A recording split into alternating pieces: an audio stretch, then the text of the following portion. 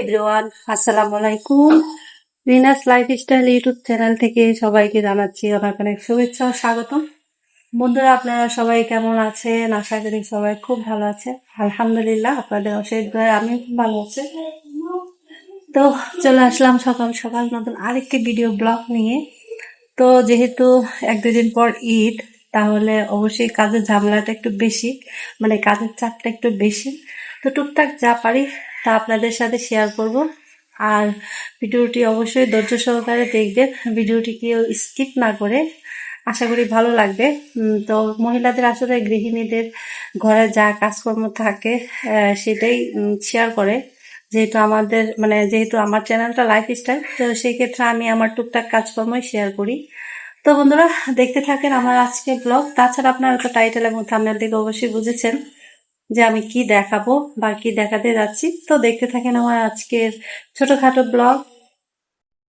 তো বন্ধুরা, চলে আসছি রান্নাতে। অলরেডি আমি রান্না বসিয়ে দিয়েছি, কারণ হচ্ছে যে যেহেতু বলেছি কাজের চাপ প্রচুর, তো অনেক কিছুই আসলে সামলাতে হয়। শুধু রান্না বান্নার মধ্যে থাকলেই তো আর হয় না। তবুও চেষ্টা করছি রান্নার ফাঁকে ফাঁকে টুকটাক কাজকর্ম করার জন্য। তবে বন্ধুরা, সব কিছু শেয়ার করা আসলে পসিবল হয়ে ওঠে না, কারণ এই টাইমে কাজের চাপ যেহেতু প্রচুর পরিমাণে থাকে, তো সেই ক্ষেত্রে মোবাইল হাতে নিয়ে কাজ করা একদমই পসিবল হয় না। কারণ হচ্ছে যে ঘরেও প্রচুর কাজ আছে এবং ছাদেও প্রচুর কাজ চলতেছে। অলরেডি ছাদে টাইলসের কাজ চলতেছে, তো সেই কাজেরও একটা চাপ থাকে। এই যে ভিডিও করা বা কোনো কিছু করা পসিবল হয়ে ওঠে না। আমি ভয়েস ওভার দিচ্ছি, তারপরেও ছাদের টনটন আওয়াজ চলে আসছে। তো সুযোগ সুবিধা বুঝে আসলে সব কিছু করতে হয়, কিছু করার নাই। তো গাইস, এই যে আমি ডাল রান্না করা আমার কমপ্লিট হয়ে গেছে, আর ঢেঁড়স ভাজিটাও কমপ্লিট হয়েছে। এখন শুধু ডিম বোনাটা করব, আর হচ্ছে লাউয়ের ছোলার ভর্তা করব আজকে। তো সেটাই আপনাদের সাথে শেয়ার করব ইনশাল্লাহ। তো যেহেতু এক দুই দিন পরে মাংসের উপরেই থাকতে হবে, মানে মাংস খাওয়ার উপরেই থাকতে হবে, তো সেই জন্য একটু ভর্তা টর্তা খেয়ে একটু তৃপ্তি করে নিচ্ছি। কারণ যখন চাহিদা থাকবে তখন কিন্তু খেতে ভালো লাগবে। আর যেহেতু কন্টিনিউ আমাদের ঘরে মাছ মাংসই খাওয়া হয় বেশি, তো সেই ক্ষেত্রে কুরবানি ঈদ আসলে যে একটা চাহিদা মনে হয় যে ইচ্ছা মতো খাবো, সেটা হয়ে ওঠে না। তো সেই জন্য ঈদ আসার আগেই 2-3 দিন আগে থেকেই চেষ্টা করছি বাচ্চাদের রুচি ফিরিয়ে আনার মাংস খাওয়ার ক্ষেত্রে। তো ওদেরকে মাছ ছাড়া, মাংস ছাড়া শুধু সবজি আর ডিম ভর্তা এগুলো দিয়েই ওদের অভ্যাস করতেছি। তো অলরেডি প্রায় 4-5 দিন হয়ে গেছে যে ওরা এর মধ্যেই আছে, সবজির মধ্যেই আছে। তো এই যে গাইস, যেহেতু ভর্তা করব, তো অবশ্যই আমার এই পেঁয়াজ রসুন এবং শুকনা মরিচ আর এই যে ছোলাটা, এগুলাকে ভাজতে হবে সয়াবিন তেল দিয়ে। আপনারা ইচ্ছা করলে সরিষার তেল দিয়ে ভাজতে পারেন, তো আমি সয়াবিন তেল দিয়ে ভাজবো।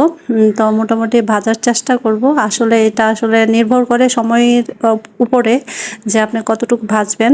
আপনার সময় বেশি থাকলে অবশ্যই বেশি করে ভাজবেন, আর যদি সময় কম থাকে তো হালকা ভাজা ভাজা করে ভর্তাটা করতে পারবেন।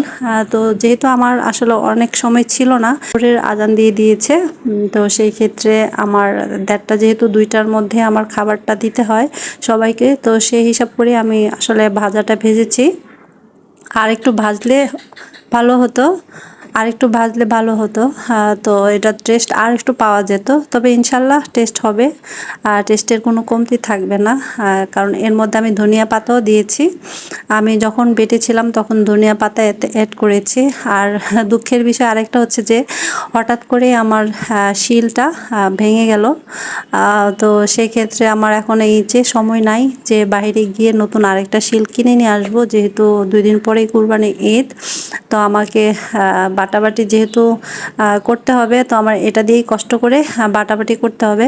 তো আজকে আদা রসুন বাটাটা করব, কারণ হচ্ছে আদা রসুন আমি যেদিন ঈদ হয় মূলত সেদিনই করে থাকি, কারণ আমার হাজব্যান্ড সেদিনই করতে বলে, যেদিন ঈদ হবে সেদিন। তবে সেদিন আসলে কি মহিলাদের বলেন, মেয়েদের বলেন, কাজের চাপ প্রচুর বেড়ে যায়। তো আগে যদি করা থাকে তাহলে কাজের চাপটা একটু কম থাকে, কিন্তু সেই জিনিসটা আসলে আমার হাজব্যান্ড বুঝতে চায় না।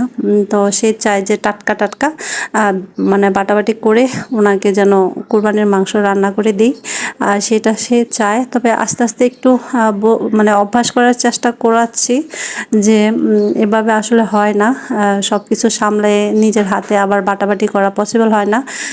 তো ব্লেন্ড করে নিলেই ভালো হয়, তো সেটাই বুঝাই। আর উনি বলে ব্লেন্ড করলে নাকি মাংসের স্বাদ একদমই কমে যায়। বেটে খেলে নাকি মাংসের স্বাদ পাওয়া যায়। তো এটা আমিও জানি যে বেটে খেলে মাংসের স্বাদ পাওয়া যায়, কিন্তু আমার পক্ষে তো এত কিছু করা আসলেই কষ্টদায়ক হয়ে যায়। তো সেই ক্ষেত্রে চিন্তা করলাম যে এই বছরটা 2 দিন আগেই বাটাবাটি করে নিই। ঈদের দিন করতে পারবো না, গতবার করেছিলাম ঈদের দিন, তো অনেক প্রেশার পড়ে গেছে। আসলে গতবার বলতে না, এত বছর ঈদের দিনই বাটাবাটি করে আমি রান্না করেছি। তো যেহেতু এখন আমি ইউটিউব জার্নিতে আছি বা সংসারের সম্পূর্ণ কাজই আমার উপরে আছে, যেহেতু ঘরে কোনো বুয়া নেই, তো সেক্ষেত্রে আমার কষ্ট হয়ে যায়। তো গাইস, এই যে ভর্তাটা হয়ে গেছে, সেটাই শিলে পাটায় দেখাচ্ছিলাম। আর এই যে আমার ডিম বোনা হয়ে গেছে, তার সাথে হয়ে গেছে আমার হচ্ছে লাউ ছোলা দিয়ে ভর্তা, তারপরে ঢেঁড়স ভাজি এবং ডাল। এই হচ্ছে আমার আজকে দুপুরের লাঞ্চ মেনু। তো খুব তাড়াতাড়ি রান্নাটা কমপ্লিট করতে হলো 1:30টার মধ্যেই, কারণ হচ্ছে 1:30টার মধ্যে খাওয়ার পর আবার আমাকে আদা রসুন বাটা নিয়ে বসতে হবে। তো সেই জন্য আগে আমাকে আদা রসুনগুলো ছিলে নিতে হবে, যেহেতু কুচি কুচি করে কেটে নিলে আসলে বাটাটা একটু সুবিধা হয় বা একটু কষ্ট কম হয়। তো সেই জন্য আমি সব সময় আদা রসুন যখন পেস্ট করি, তখন আদা রসুনটাকে আমি যেমন করে পেঁয়াজ কুচি কুচি করে ঠিক তেমন করেই কুচি কুচি করে নিই।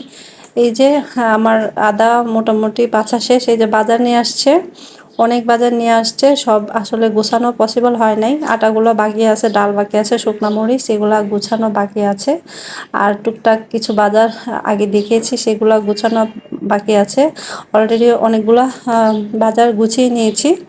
তো গাইস, এই যে আমার আদা রসুন কাটাকাটি শেষ, এখন আমার এইগুলাকে বাটতে হবে। তো বাটার পর দেখাবো।